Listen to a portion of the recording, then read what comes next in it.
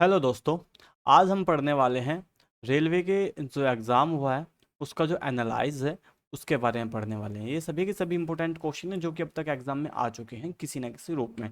तो चलिएगा, complete note test और सेल्फ में मैं शुभम कुमार आपका स्वागत करता हूं। और जल्दी से जल्दी हम इस क्विज को में जितने भी क्वेश्चन हैं, ये रेलवे ग्रुप डी की जितना भी हमारा एनालाइज है, इसको मैं एक क्विज के माध्यम से लेके आया हूँ ताकि आपको थोड़ा सा विश्वास हो सके किस प्रकार से क्वेश्चन आए हैं, किस प्रकार से नहीं। अगर आपका कोई दोस्त हो तो आप उनसे ही पूछ सकते हैं कि क्या ये क्वेश्चन आए हुए हैं या नहीं आए हुए हैं।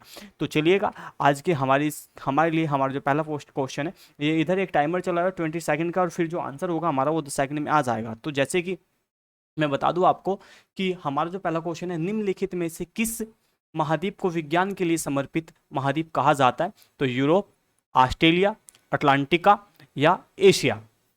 तो इसका जो सही आंसर हो जाता है वो हो जाता है अटलांटिका।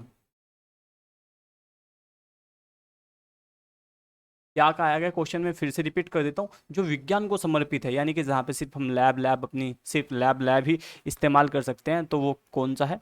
वो हमारा है अटलांटिका महासागर, महाद्वीप। अगला क्वेश्चन है, निम्नलिखित में से कौन सा महाद्वीप नई दुनिया के नाम से क्या है, नई दुनिया के नाम से जाना जाता है? दक्षिण अमेरिका, अटलांटिका, एशिया या उत्तरी अमेरिका? नई दुनिया पूछा है आपसे, तो नई दुनिया के नाम से जो जाना जाता है वो जाना जाता है उत्तरी अमेरिका। और उत्तरी अमेरिका की खोज अगर मैं बता दूं आपको, तो ये की थी आपके हमारे स्पेन स्पेन का एक नाविक था कोलंबस, उसने इसकी खोज की थी।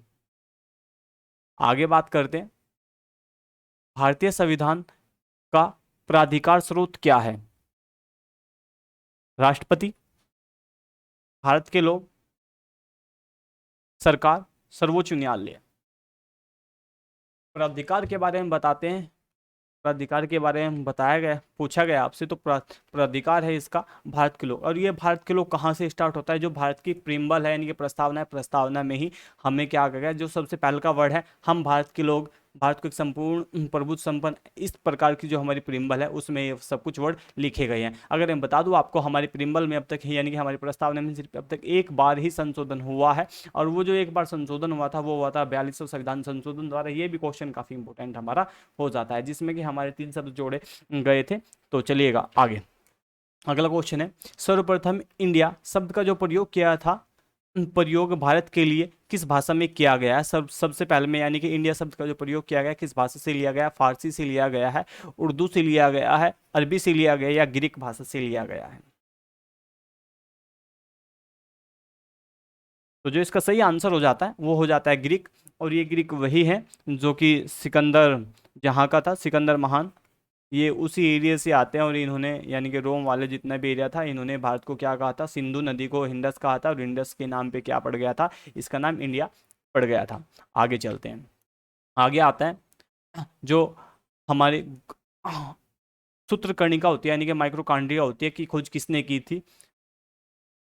रिचर्ड एल्मल्ट ने, विस्टमान ने, या डार्विन ने, या लैंडमार्क ने, लेमार्क ने? तो आपका जो सही आंसर हो जाना चाहिए, ये काफ़ी इजी क्वेश्चन है। तो जो जो माइक्रोकांड्रिया की जो खोज की गई थी वो की गई थी किसके द्वारा? ये रिचर्ड एल्टमन के द्वारा इसकी खोज की गई है।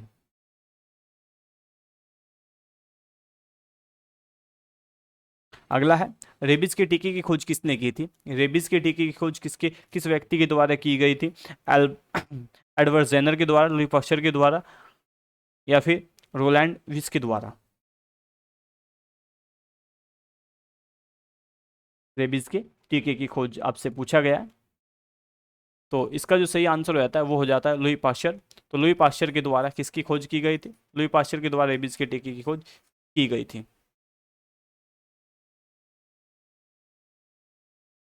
अगला क्वेश्चन है, निम्नलिखित में से निम्नलिखित में से कौन सी नदी कर्क रेखा को 2 बार काटती है? कर्क रेखा को कौन सी नदी 2 बार काटती है? तो तापी है, लूनी है, माही है, गंगा है?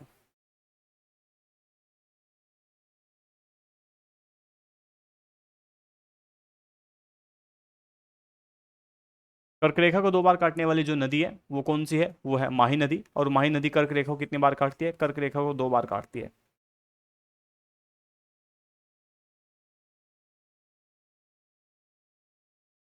अगला क्वेश्चन है, इंडिया डिवाइडेड नामक जो पुस्तक है वो किसकी है? इंडियन डिवाइडेड नामक जो पुस्तक है वो किसकी है? राजेंद्र प्रसाद की, लाला लाजपत राय की, या महात्मा गांधी, या मौलाना अबुल कलाम की? तो आपसे पूछा गया है डिवाइडेड इंडिया पुस्तक किसकी है? डिवाइडेड इंडिया पुस्तक आपसे पूछा गया है किसकी है? तो जो इसका सही आंसर हो जाता है वो हो जाता है राजेंद्र प्रसाद। तो राजेंद्र प्रसाद के द्वारा डिवाइडेड इंडिया पुस्तक लिखी गई थी। ये कहाँ के रहने वाले थे? ये रहने वाले थे बिहार के। ये बिहार के रहने वाले थे और ये भारत के प्रथम राष्ट्रपति भी रहे हैं। आगे है, अगला क्वेश्चन है हमारा, वलन क्रिया किसका परिणाम होता है? यानी कि जो जब वलन क्रिया होती है तो इसमें से किस के बल के द्वारा क्या हमसे पूछा गया है कौन सी घटना घटती है? महादेशज जनन होता है, जनक बल होता है, भूविक्षेपित बल होता है, या पर्वत निर्माणकारी बल होता है, या बाह्यजात बल होता है? तो इसका जो सही आंसर हो जाता है, इसका सही निर्माण हो जाता है। जब भी वलन की क्रिया शुरुआत होती है तो उससे किसका निर्माण होता है? उससे हमेशा निर्माण होता है पर्वतों का। ताकि अगला क्वेश्चन है, प्रार्थना समाज के जो संस्थापक है वो कौन है? प्रार्थना समाज के जो संस्थापक है कौन है? बाल गंगाधर तिलक है, आत्मरंग पांडुरंग है, रास बिहारी बोस है, एनी बेसेंट है?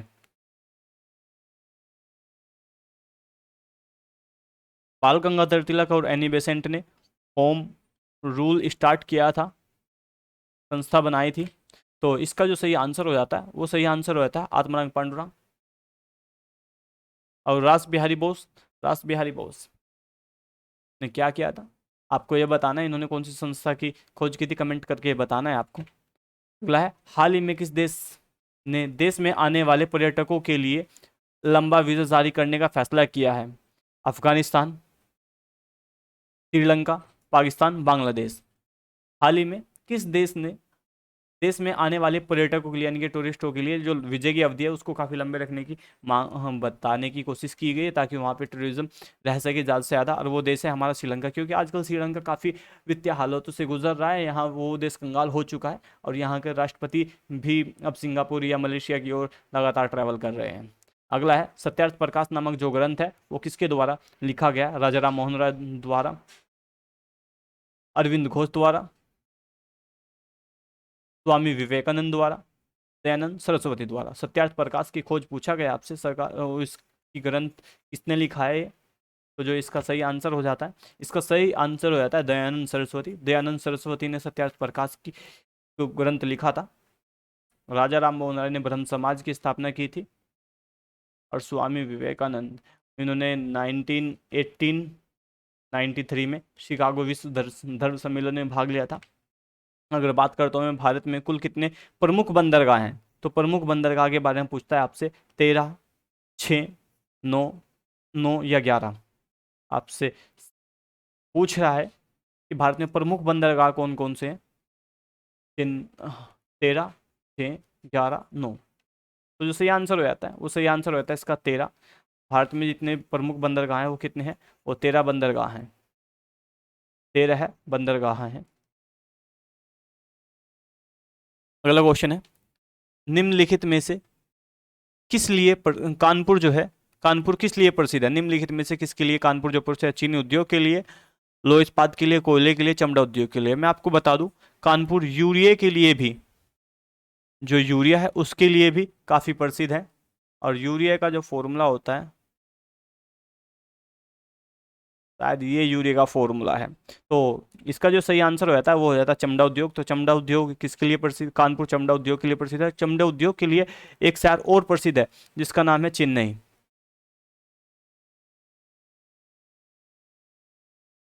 अगला है, रामकृष्ण मिशन की जो स्थापना की गई है वो किसके द्वारा की गई है? दयानंद सरस्वती के द्वारा, ईश्वर चंद्र विद्यासागर के द्वारा, राजा राम मोहन राय द्वारा, या स्वामी विवेकानंद द्वारा?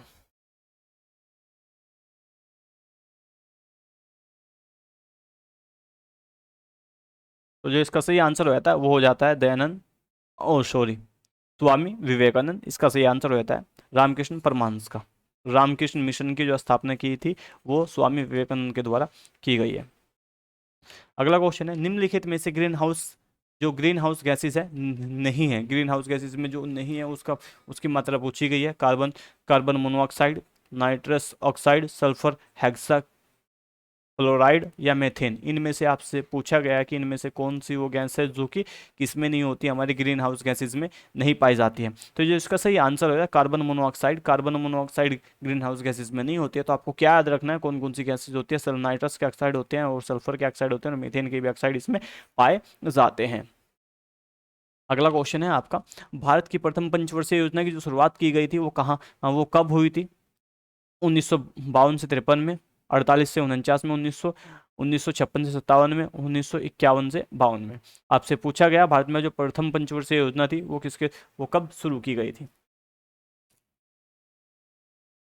तो भारत में जो पहली पंचवर्षीय योजना थी 1951 से लेकर के 1962 में इसकी स्टैब्लिश कर दी गई थी,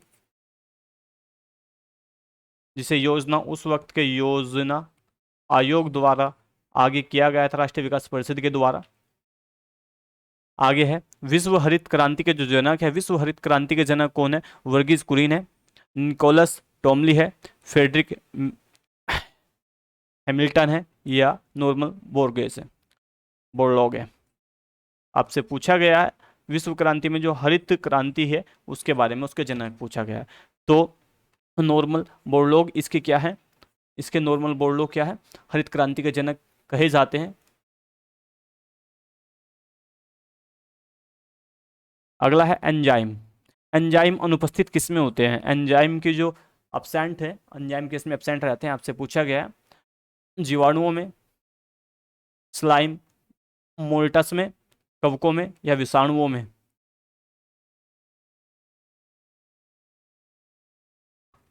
तो इसका जो सही आंसर हो जाता है, इसका सही आंसर हो जाता है हमारा विषाणुओं में एंजाइम क्या रहते हैं, एंजाइम एब्सेंट रहते हैं।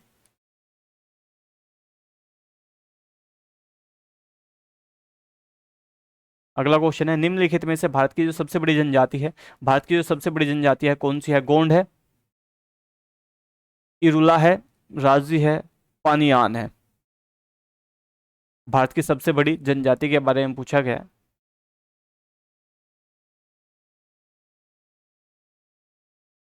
तो भारत की जो सबसे बड़ी जनजाति है वो कौन सी है? वो है गोंड। और ये कहाँ पाए जाते हैं? हमारे एमपी में, मध्य प्रदेश में ये इनके बहुत बड़ी मात्रा में जनजाति पाई जाती है। और सबसे भारत का अगर किसी भी क्षेत्र की बात करें तो संख्या के मामले में सबसे ज़्यादा जो जनजाति पाई जाती है वो मध्य प्रदेश में ही पाई जाती है।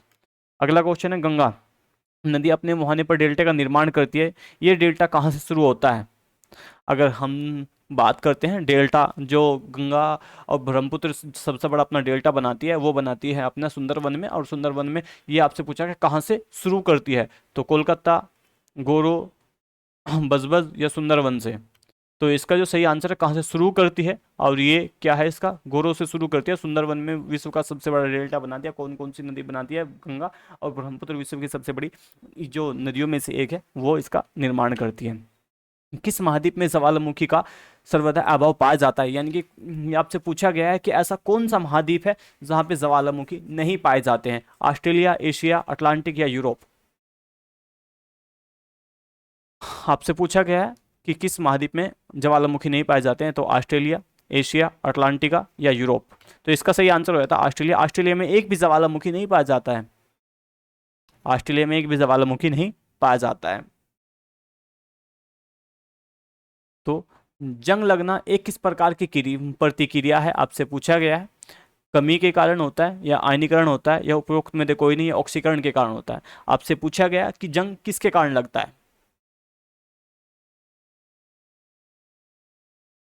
और जंग को सुरक्षित रखने के लिए लोहे पर क्या लगा दिया जाता है? जस्तीकरण कर दिया जाता है, यानी ग्लाइविनाइजेशन कर दिया जाता है। तो जो इसका सही आंसर हो जाता है वो क्या हो जाता है? जो जंग लगना होता है एक ऑक्सीकरण का सबसे बड़ा प्रतिक्रिया माना जाता है कि ऑक्सीकरण की जो प्रक्रिया होती है उसी के दौरान क्या होता है? जंग लगता है। अगला है हाल ही में विश्व अंग दिवस, हाल ही में विश्व अंग दिवस जो मनाया गया, कब मनाया गया? बहुत ही ज्यादा करंट का क्वेश्चन आपसे पूछ लिया गया है। विश्व अंग दिवस कब मनाया गया है? 11 अगस्त, 12 अगस्त या 13 अगस्त? तो जो इसका सही आंसर हो जाता है वो हो जाता है हमारा 13 अगस्त को विश्व अंग दिवस मनाया गया है। विश्व अंग दिवस कब मनाया गया है? 13 अगस्त को विश्व अंग दिवस मनाया गया है। अगला है 15 जनवरी 15 जनवरी को मनाया जाता है थल सेना, श्रमिक, या मकर संक्रांति, या गणतंत्र दिवस। आपसे पूछा गया है कि 15 अगस्त को कौन सा दिवस मनाया जाता है, थल सेना दिवस मनाया जाता है, श्रम दिवस मनाया जाता है, या मकर मकर संक्रांति मनाई जाती है, या गणतंत्र दिवस मनाया जाता है। तो जो इसका सही आंसर हो जाता है, इसका सही आंसर है थल सेना दिवस मनाया जाता है। और 1 मई को 1 मई को श्रमिक दिवस मनाया जाता है। और आपको पता है गणतंत्र दिवस हमेशा हम कब मनाते हैं, हम मनाते हैं 26 जनवरी को। तो ये सभी क्वेश्चन जो मैंने अभी आपको कराए हैं, ये एग्जाम के पॉइंट ऑफ व्यू से फिर से रिपीट होने की संभावना है। आप इनको काफ़ी अच्छे से एनालाइज करना, ताकि आपके आने वाले एग्जाम में ये आपके लिए फ़ायदेमंद हो सके। थैंक यू क्लास, आज के लिए इतना ही। हम जल्दी मिलते हैं अपनी नेक्स्ट क्लास में, नेक्स्ट एक टॉपिक के साथ। और थैंक यू क्लास।